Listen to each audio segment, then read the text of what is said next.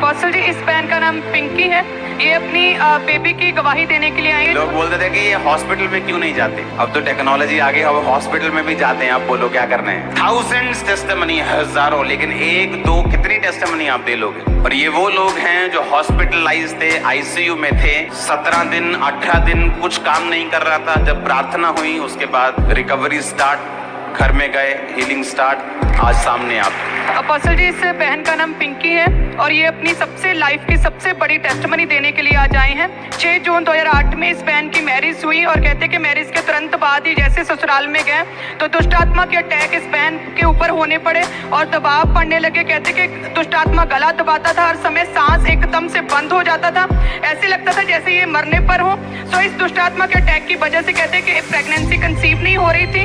और फिर कहते हैं कि 1 साल बाद 2009 में जब इनकी प्रेगनेंसी हुई पहली बार, तो कहते हैं कि प्रेगनेंसी के 6वें मंथ में इन्हें सपना आया कि एक लड़की ने इन्हें फल दिया, लेकिन साथ ही में एक और दुष्ट आत्मा आई और इनके हाथ से वो फल को चुरा लिया। और कहते हैं अगले ही दिन जब सुबह उठे तो जो 6 महीने की प्रेगनेंसी थी वो खराब हो गई, ब्लीडिंग होनी शुरू हो गई और इस रीति से फर्स्ट मिसकैरेज हो गया।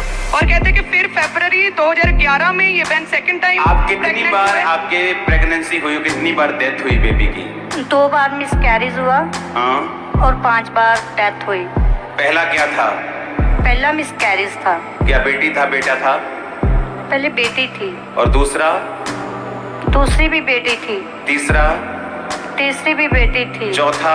चौथी भी बेटी। पांचवा बेटा था। छठवां भी बेटा था। और सभी मर गए थे वो। जी। सुनो मेरी बात ध्यान से, सुनो। एक है कि आप बोलते हैं कि दुष्ट आत्मा ये पाखंड है। हाँ, ये दुष्ट आत्मा कुछ नहीं होता। चलो आपकी बात मान लेते, दुष्ट आत्मा को साइड पे रख देते हैं हम, ठीक है? समझ आई कि नहीं?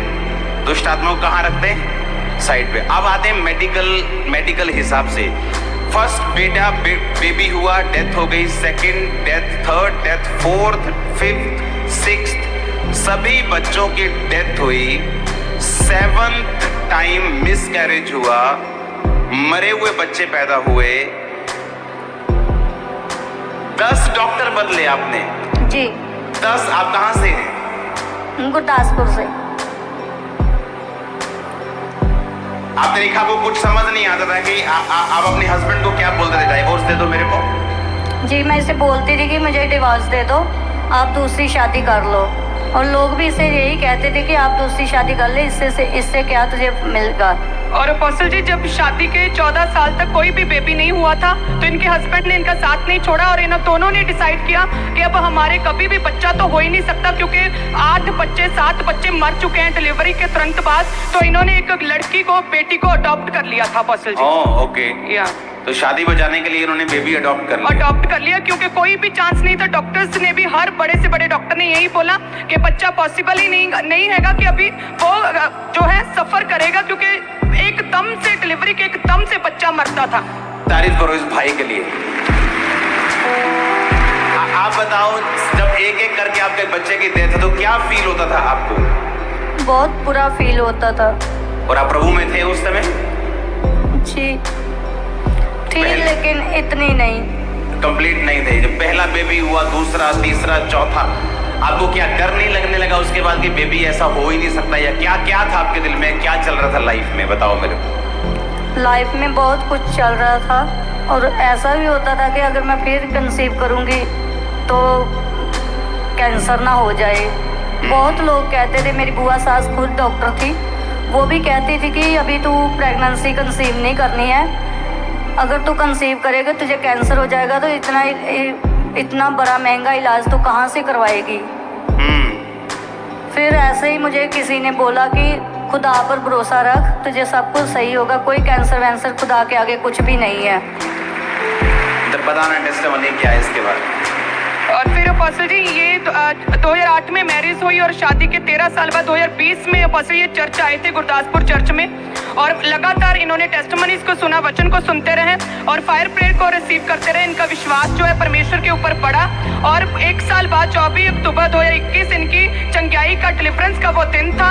और अपोस्टल जी आपने हेड चर्च से प्रार्थना किया कि जिन भी लोगों को दुष्ट आत्मा मैं कमांड करता हूँ खामपुरा चर्च से कि वो सभी दुष्ट आत्माएं आपको छोड़ के जाएं, और वो हमारे पास छुटकारे की वो प्रार्थना भी हमारे पास है। देखेंगे उसको। जितनी दुष्ट आत्माएं आपकी लाइफ के ऊपर अटैक करते हैं, मैं कमांड करता हूं इसी टाइम फायर से निकल आए। Holi ghost, Holi ghost, Holi ghost, Holi ghost, Holi ghost, release करो होली गोस्ट फायर।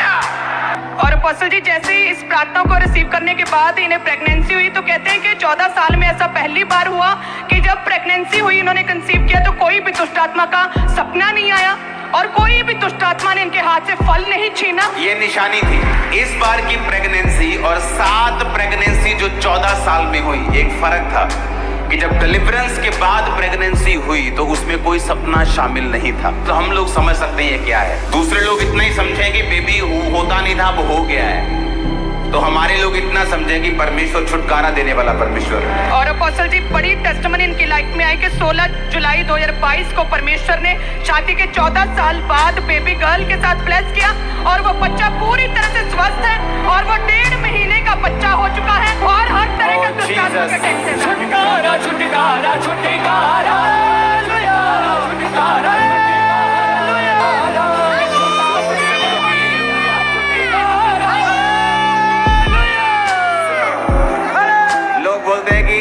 यार ये भी कोई चर्च है, टीवी के सामने लोग बैठे रहते।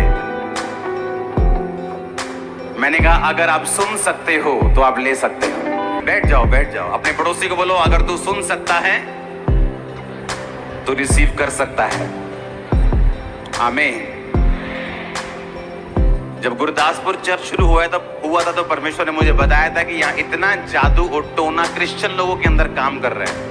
जब भी मैं ले हैंड करने के लिए स्क्रीन पे जाता ब्रांचेस के लिए, तो मुझे सिर्फ पवित्र आत्मा जादू और टोने दिखाता था क्रिश्चियन लोगों के ऊपर। इमेजिन करो। और लोग बोलते ये भी कोई चर्च है यार, ये तो आप स्क्रीन के सामने बैठे हो, पादरी कहाँ है? हालेलुया। बोलते हम यहाँ खड़े हैं, हमारे पास आओ। तो तुम्हारे खड़े होने के बाद भी कुछ नहीं हो रहा, तुम्हें यीशु मसीह की जरूरत है। इसलिए मैंने कहा अगर आप सुन सकते हैं, आप किसी ब्रांच में बैठे हैं, आप यहाँ हैं, आप देख पा रहे हैं, सुन पा रहे हैं, दैट्स इट। ये बाबा कल्चर नहीं है ये कि बाबा जी को मिलेंगे, बाबा जी को प्रॉब्लम बताएंगे, बाबा जी को कुछ बताएंगे, बाबा जी कुछ बोलेंगे, बाबा जी कुछ करेंगे। बाबा जी यहाँ नहीं है।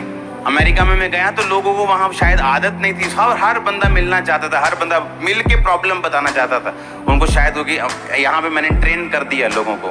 अगर आप वचन सुन सकते हैं, अगर आप मास प्रेयर में अटेंड कर रहे हैं, अगर आप जो आपको बताया जा रहा है आप फॉलो कर रहे हैं, आपकी डिलीवरेंस पक्की है 100%।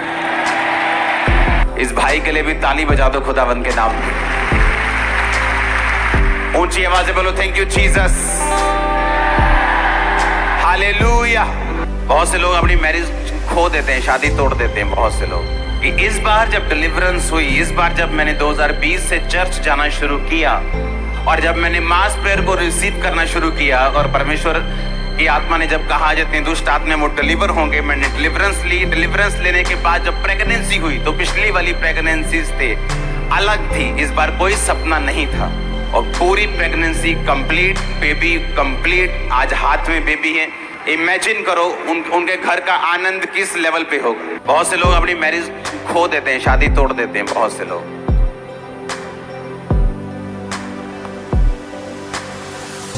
इस बार जब डिलीवरेंस हुई, इस बार जब मैंने 2020 से चर्च जाना शुरू किया और जब मैंने मास प्रेयर को रिसीव करना शुरू किया और परमेश्वर की आत्मा ने जब कहा जितने दुष्ट आत्मा वो डिलीवर होंगे, मैंने डिलीवरेंस ली। डिलीवरेंस लेने के बाद जब प्रेगनेंसी हुई तो पिछली वाली प्रेगनेंसीज थे अलग थी, इस बार कोई सपना नहीं था और पूरी प्रेगनेंसी कंप्लीट, बेबी कंप्लीट। आज हाथ में बेबी है।